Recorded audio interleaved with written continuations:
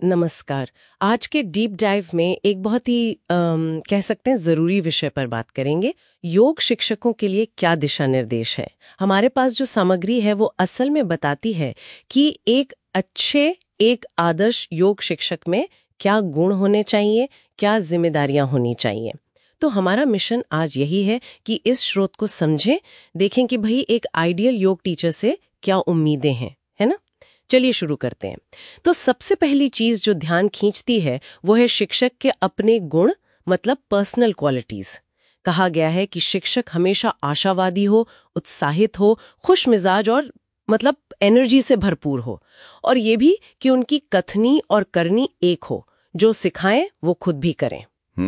उनका आचरण अच्छा हो, आदर्श हो, और हाँ, आवाज में मिठास, स्वभाव में सरलता। ये इंटरेस्टिंग है, क्योंकि देखिए शुरुआत ही किसी टेक्निकल स्किल से भी हो रही। बात हो रही है टीचर के स्वभाव की, उनकी पर्सनालिटी की, उनकी इंटेग्रिटी की। शायद इसलिए कि योग सिर्फ एक्सरसाइज तो है नहीं, है ना, एक गहरा कनेक्शन बनता है। और ऐसे गुण शायद विश्वास बनाने के लिए जरूरी है। छात्र भरोसा कर सकेगा तभी सीखेगा। हाँ बिल्कुल, विश्वास वाली बात बहुत जरूरी है, और ये शायद उनके आचरण से जुड़ता है।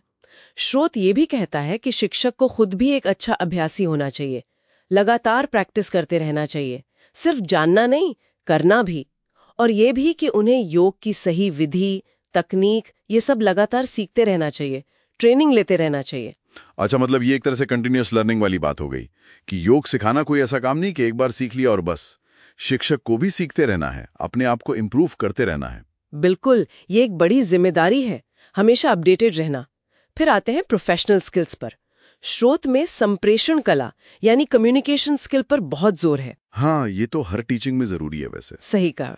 और सिर्फ बोलना नहीं, शायद ठीक से समझाना, लोगों को प्रेरित करना, उनसे जुड़ना, और इसके साथ ही अलग अलग तरह की क्लासेस लेने का अनुभव। प्रैक्टिकल, थ्योरी, इंडिविजुअल, ग्रुप, यहाँ तक कि बीमारी के हिसाब से योग सिखाने का अनुभव भी मांगा गया है।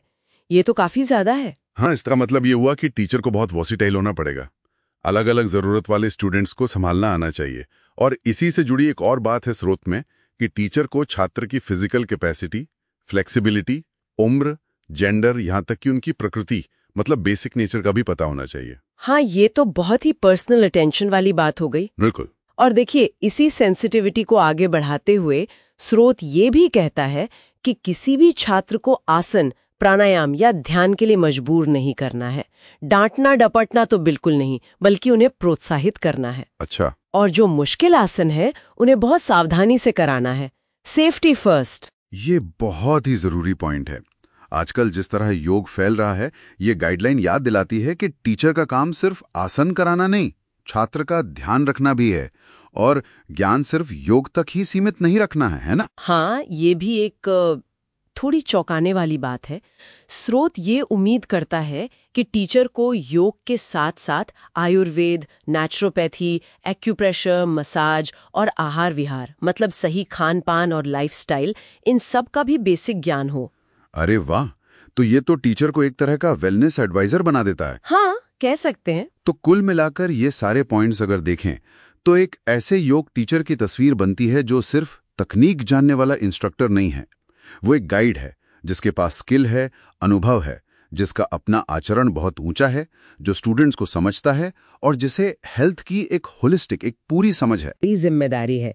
ये सिर्फ फिजिकल प्रैक्टिस नहीं है, इसमें पर्सनल ग्रोथ, कम्युनिकेशन, लगातार सीखना और हेल्थ के कई पहलू शामिल हैं। उम्मीदें काफी ऊंची हैं। सही कहा। और यहीं पर एक सवाल मन में आता है सोचने के लिए कि जब एक आदर्श योग टीचर के लिए इतने ऊंचे, इतने सारे मानक रखे जाते हैं, तो इसका योग टीचिंग के प्रोफेशन पर क्या असर होता है? क्या ये मानक इसे और बेहतर और गहरा बनाते हैं, या फिर ये इसे इतना मुश्किल बना देते हैं कि ये सबके लिए सुलभ नहीं रह पाता? ये सोचने वाली बात है।